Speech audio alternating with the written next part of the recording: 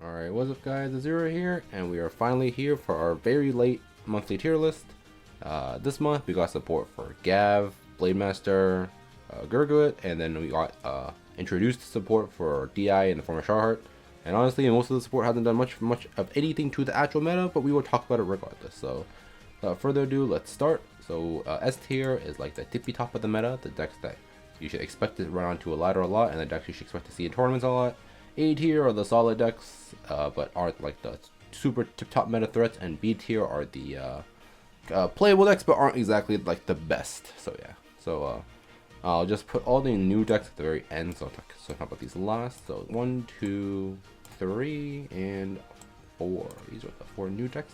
So for the ado, we will talk about all the old decks now. So I'll just start putting decks into the B tier as I see them. So first off, I think Chrono Jet is a very nice B tier deck right now. Time Leap's kind of cool to play with, I guess, but I think like the regular, like the more like streamlined good stuff Gears deck's probably just a better deck. But overall, this deck's still just kind of whatever. This deck's kind of there. You're into a ladder, something gets sacked by it, but I don't think it's particularly that good. So a B tier deck, again, I think the biggest issue of this deck is that it has good kill turns, but has a hard way of it struggles to get to that kill turn, because this deck doesn't really have a good like mid game where like from like the push from like 3 to 5 and keeping them there, they heal and stuff like that. This deck just kind of doesn't have that, so I think that that's the biggest issue with this deck. If this deck had better mechanics, this could be a lot better, but until the deck gets that, I think it's just a solid B tier deck at best. Next up, what other decks do I think? I think the Cross also belongs here. Honestly, I think starting next, I'm gonna just take the Cross off the list. I don't think this deck particularly deserves to be here anymore. If you're playing Kagero, you're probably not playing the Cross anymore. You're almost every Kagero player I see on ladder, including myself, plays Blademaster now. And if you want to play a not Blademaster, I think the Legend is probably just better than this. So this is probably the last time you'll see the Cross on the list. But for now, it's just a solid build. It does okay things. Legion's still a good mechanic, but with how the deck plays, you usually just end up blowing all your CB on one turn to use like double dote. And something like the Legend and Blademaster just use that CB better for better kill turns, like Overlord, Novell. In case of Blademaster, you can use Titan. In the case of the Legend, you can just save all your CB for that Overlord, Novell turn by using Root Flare instead. But this deck just kind of does like mid-rangey stuff and just doesn't do anything too unfair anymore. Because this deck cannot use base Overlord, so this deck actually cannot do like the Overlord Novell play that makes these card decks really good. So I think that's one of the big issues with this deck, because you only have one grade 3 flex spot, and even though that flex spot is overall, you still have to draw it. So yeah, I think this is it's just too mid-rangey, too fair, and just doesn't have access to the really strong play that the other Kagero decks have. So B tier for this deck. Next off, we have honestly, I think Revengers have dropped down all the way down here. I just don't think this deck's particularly scary anymore. It just kind of does like whack things. It just kind of Revengers does Revenger things. The deck's still doing the same things it did back in Legion, with its Jizo, and then just have the Jizo now. Just kind of whatever, just kind of here. Next off, I think for the old decks, this might be it for the B tier decks. I think this is it for the B tier decks, for the new decks at least. So on towards the A tier. I think Chaos definitely belongs here. Chaos is against the current top tier metas right now. It does pretty badly against Neo Nectar, but it does pretty good against Alt Mile specifically, and it also does pretty bad against Night Rose. So kind of a mixed bag. Does okay against one of the things, does pretty bad against the other two things. But this deck has the matchups are all always really swingy. You're either really good or really bad against them. But in the matchups where this deck is good against, this deck is very oppressive because they just can't play the game. This deck also bullies a lot of decks that just can't deal with it. So I think this deck belongs at least in here, just because in some matchups this deck just really powerful. Definitely does more unfair things than the decks down here, for sure, absolutely. So that's why I think Chaos belongs in A tier. I will do some reorganizing after this, so I'll just put them down as I see them. So I think Hari belongs in A tier. I think Silverthorns belong in A tier. Honestly, I think I'll just leave it like this. I think Silverthorns do Silverthorn things. They have a better early aggro game than Hari, but they do need CBs every single turn to do these aggro plays, so that's kind of their issue here. And Hari just kind of push without using too much CB and save all their CB for one super explosive kill turn. Hari, I've always looked at as just like Diet Night Rose. It's basically Night Rose, but has like it's basically weaker than Rose in every way. I think I'm not an expert at this, but I think Hari's kill turn could potentially be a little bit better. But this deck doesn't have the Obadiah to set up the drop zone to like Night Rose to set up the drop zone. This deck doesn't have like an Obadiah for Soul. This deck also does Soul Charge on a lot of skills on mandatory Soul Charge, so this deck runs the risk of deck out even more than Night Rose. And overall, I think it's just an overall worse deck than Night Rose. Like compared side by side, I think it's like a worse Night Rose, but overall, I think it's still a very solid deck. This deck has very powerful kill turns, can push really, really well, and I do think it more does kind of preference which Pale Moon deck you like more. But I think after seeing Hari, I think I will leave it slightly above Silverthorn just because of its like lower alliance on CB, better use of its G zone, and a better kill turn than Silverthorn's overall. But Silverthorn's still really good just because the deck just kind of like hits your face in really, really hard, and if you don't hit those defensives, don't hit those heals, you just kind of die. So yeah, but I think Hari's a little less like swingy in that situation, that like Hari can play around your opponent just healing every single turn if they get super lucky. So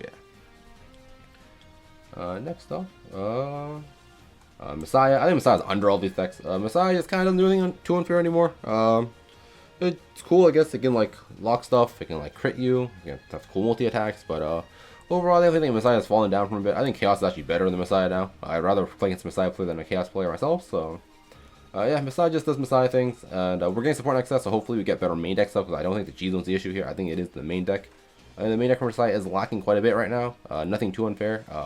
Obviously, that can still high roll your ass in with arousals and Maxiel, but other than that, if your deck doesn't get those high rolls off, the deck just kind of just feels kind of mid. So yeah, I think it belongs solid in A tier. And next up, I think both the Naru Kami decks belong somewhere here.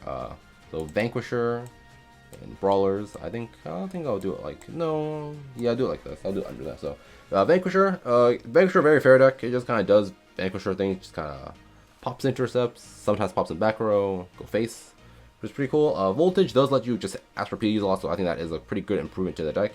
And so yeah, Vanquisher is kind of very mid-range, like a very like fair deck, I guess. Nothing too special about it.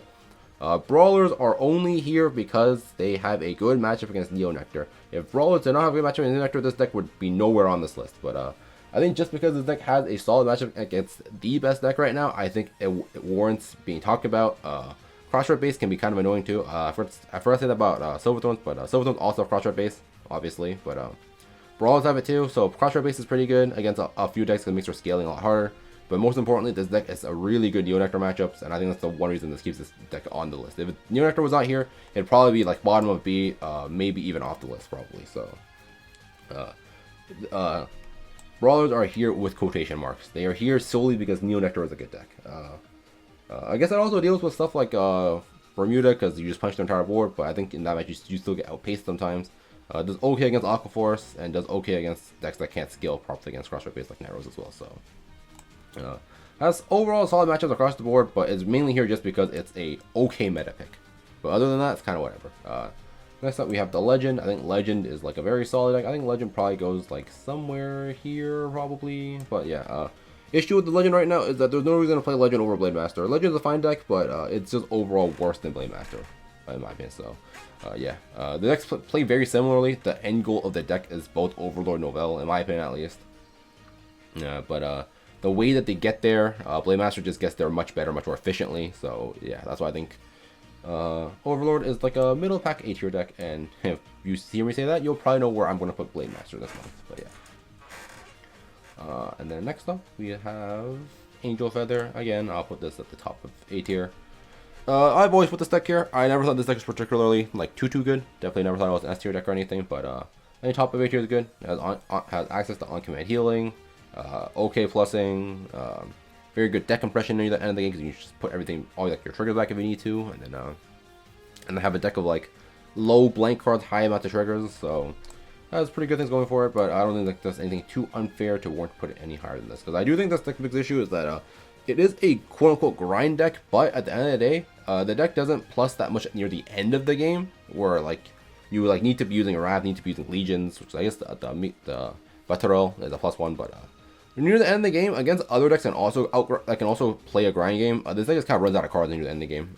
Yes, you're alive, but you have no follow up, and I think that's a very big issue, which is why I think this deck belongs in A tier. But against some decks that can't play that grind game against you because you just keep flipping heals, this deck is very good. But aside from that, I think this deck is a very solid A tier deck, very solid top of A tier deck. Next up, Aqua Force. I think Aqua Force belongs in A tier now. I think this deck is. I think I put this deck A tier last month as well, but this deck just doesn't have that good matchup against the top tier decks. Against this deck, like auto loses against Asha. This deck, it's a coin flip against Night Rose because they're both just like go second hit face decks. And even then, I think Night Rose has advantage just because Night Rose can actually put cards out early, and Aqua Force hates committing early.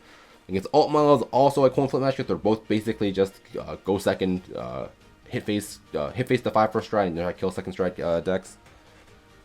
And again, it's pretty good against Fish, but I think my opinion of Fish has dropped down quite a bit as of this month. So yeah, I think Aqua Force does belong down here. Also, just kind of gets fucked against Chaos. Not that Chaos is too relevant, but that is something to note. But yeah, I think it's just kind of outclassed at this point. Alt Mile does what it does. Alt Mile does what Thavas does, but better. Night Rose does what Thavas does, but better, and that's kind of the issue with this deck right now. The decks are just better than it, and it also just suffers against the best deck in the game, being its probably worst matchup in the game right now. So, yeah, even worse than Late Choker probably, but yeah, that's why I think Thavas or Aqua Force is a tier deck. And finally, we're gonna get the Fish. So I don't know if I got some flack for this, but I actually think Fish both decks belong in top of A tier now. Issue with Fish right now is that these decks just kind of get outpaced. These other decks are just faster than you. They kill you faster. This deck also doesn't have the most reliable way to deal with double Thuria either. Double Jingle Flower Thuria against Neo Nectar. Like if you look at the top of the list, Night Rose just kind of melts you. I actually think this deck is a pretty good matching against Alt Mile just because Alt Mile, they check you for a maximum of 4 at 5. Maybe 5, they have 5 open CB. But duos specifically against Alt Mile can just replenish all their guard, that Alt Mile will eventually run out of follow-up, not because of the fact they don't have CB or anything, but because they're out of 2s in their deck. So, and I do actually think Fish has a pretty solid matchup against Alt Mile, but against Neo Nectar, just kind of you can't kill them. Against Night Rose, they'll kill you way faster than you can kill them. So, I think just against just looking at the spread, I think this deck does actually belong at the top of A tier now. Still a very powerful deck. I think Fish is still one of the better decks in the game, as you can see up in the top of A tier. But aside from that, I think yeah, I think Fish has fallen quite a bit. But we are getting support for this deck next month. Loris, the Stride, is literally Olivia on crack. Coral looks okay. Vert is probably fine, but that's not here or that's not now. But for now, I think these decks belong at the top of A tier, just because I think the meta at this point actually has outpaced it. So yeah, I think these decks belong at the top of A tier. And now for the old meta threats. So I think Night Rose belongs here. I think Alt Mile belongs here. I think Night Rose belongs here. I think it is in this order. Asha just kind of kills you. Rather, Asha cannot be killed because of Jingle Flower Thuria. You have to have very specific ways to deal with this board for you to actually win against this matchup. So Alt Mile can hit over, but they need to boost on every column. Night Rose specifically has to have like 2 sides of double Rook to hit into face, and even then they have to boost, meaning they can't do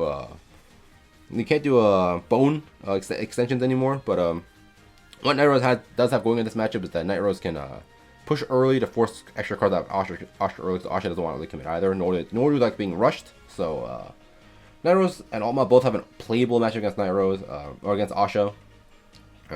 Fish kind of suffers. Angels cannot get over the shit at all whatsoever. They can maybe hit the rear, but they probably cannot connect face. Aqua Force bends over. This deck bends over. These decks probably can't play over it either, unless they like super scale for a like double line column. For in case of Silverthorns and Hari, I have no idea what they do against the double Jingle Flower Thuria. Overlord can kind of deal with it with like Overlord, kind of. Messiah can't deal with it, and these 2 decks are here because they can deal with it because they can bind the pieces.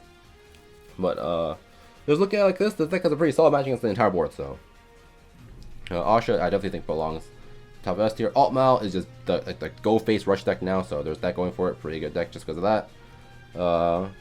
Good early tempo, good first stride, and then also just good kill power. And then Night Rose is Night Rose. Night Rose has a very good kill turn, has a good early game presence, and only issue with this deck is that just kind of doesn't draw its guard sometimes. But yeah. And now, onwards, we will go to the new decks now. So to start off, we have Gav. Honestly, I think this deck is absolute dog shit. The new thing that they got was the Rescue Check Gav.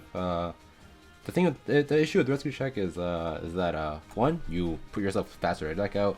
Two, you have to play aggro triggers for it to work, because the whole gimmick of rescue checks is you get extra damage checks, meaning you can flip stands, you can flip crits, you can flip draws, you can flip heals. Thing with that is if you're heading damage, those heals don't do anything, and if you're playing crits or stands, that means you're not playing 9 draw, and I don't think it's like pluses enough to do that. But the thing is, if you don't play aggro triggers, your rescue checks don't do anything, so that just kind of falls into a spot where like the gimmick itself already isn't very good. You have to make your deck more gimped to make the gimmick work, and the payoff just is not there. So to say all that, I think this is by far the worst deck on this list right now. This deck is absolutely coming off the list next month. This deck is absolute garbage. I think this deck is terrible. I don't think there's any reason to play this deck over Celestials. So I think right now, until they get something like super busted, I think this deck belongs at the very bottom of this list. I think this list is absolutely terrible. Next up, we have we'll do Gurgit first. I think Gurgit's actually not that bad. I think Gurgit actually belongs somewhere in like A tier, I think. Probably around like here, somewhere around this range, I'd say. I'll put it around here. This deck actually got quite a bit of good cards. The Glorious Raining is a great finisher. It's like minimum like 3 checks. If you have full, you can send it to 4. Spirits can also extend to 4 if you try and intercept before that. The Gurgit Stride gives you really good defensive options. The fact that you can have 3 intercepts up against some decks. Some decks that can't retire or cannot deal with the back row intercept just cannot deal with it. For example, just say Alt Mal, for example, if you make it so your entire intercepts are all back rows, Blaster Blade Spirit cannot retire any of that because he's front row only. They have to have specifically Blaster Blade to get to your face. Night Rose would have to use Cannoneer, and against something like Asha, they basically have to flip a stand or go into the Dream Spinning to actually get attacking to face. So that's pretty cool. 21k base with the Gurgit's GB2 is also pretty nice against some decks. Makes scaling a lot harder for them. So I think this deck does have a few niches and gimmicks. I think this deck is actually playable. The deck is actually cohesive now. It has resist as well, meaning against stuff like Kagero, Naru, Link Jokers, and stuff like that. It's pretty good. So I think this deck actually has like a pretty okay place in meta. But the one thing that I think that's very noticeable is that the Gurgit Stride lets you comfortably hit into Jingle Flower Thuria numbers, because the glorious Gurgit, the Vanguard itself hits like 50-60k, which is more than enough to hit over the Asha after you get the double intercept. Double 21k rears, as long as you have boosters on both sides, which is not hard for this deck, you can easily hit over 21, because it gets plus 10k to every 5k to everything, meaning 10k to a column. So I think this deck actually has a pretty cool niche. The only issue is that it still has kind of very mid-rangey compared to other stuff, but other than that, I think this deck is very good. Definitely very good. Definitely a playable deck unlike before. Has a win con, has cool gimmicks going for it. So I think it definitely belongs somewhere in the middle of A tier here. Next up, we have Sharheart. I've tried this deck. I've played against this deck a bunch of times. This deck I think is honestly like, I think this deck is like around here. I'd say maybe top of V, maybe bottom of it. Probably no. Honestly, no, I think this deck is terrible. I think it goes like somewhere here, to be honest. Probably the deck out, obviously. This deck needs to social a bunch of cards into Soul. 13 is a magic number. You need to social a bunch of cards. Deck out is an issue. If you're scared of deck out, you might end up playing like crits or stands, and that already ruins its consistency. The deck doesn't actually plus that much. The issue is that this deck's entire win con is just glory effects. Gilda Reyes is a crit with is basically just glory with crit. The Sharheart Stride is a pretty good fish once you're at 5, but also leaves with that double intercept, so it basically forces you to have the grade 1 intercept if you want the intercepts after sucking everything in with Sharheart. I think this deck is kind of very right now. It has a, like, on its optimal kill turn, it's like 3 PG checks, one of which is a glory check and a heal guard check, but like that's like okay, that's pretty good, but getting there is an issue. Not decking out can be an issue. But overall, I think it's just kind of lacking right now. It just doesn't. It feels very underwhelming. Is it a playable deck? Yes. Is it a good deck? Debatable. It's probably somewhere here at best. I don't think it would be warranted. I don't think it's nearly as bad as Gav, but like, I definitely think it belongs in the lower echelons of decks right now. Every time I play against it on ladder, I'm just like, damn, this is pretty easy. But yeah, I think Sharheart definitely is not in the best of spots right now at the moment. And finally, we have Blade Master. Those who know, I climbed rank 1 of Vanquisher season, and this was basically the deck that I played for the entire season. I think this deck belongs to the bottom of A tier, or S tier. I think this deck is actually really good. The deck didn't get a whole lot. It got more or less like 3 cards. It got the grade 1 counter charger, it got the grade 2 counter charger, and it got Titan, the actual stride. But these cards turns out is all we needed for the deck to be good. the grade 1 and the grade 2 CC makes so you basically have CB open on every single turn, which is very good. Titan is multiple retires. It's it's draw power for the deck. The deck basically just got a bunch of CC and like a draw attack onto all of its retires, which is pretty cool. But yeah, this deck is just really good. It's very mid-rangey deck, I'd say. But like, it controls board really well. It has a strong win condition. Has really good pushing power because of the crit that Titan has. But I think the best thing about this deck is that because, unlike before with Ruthless and Mustafa, Vanguard always had to go last.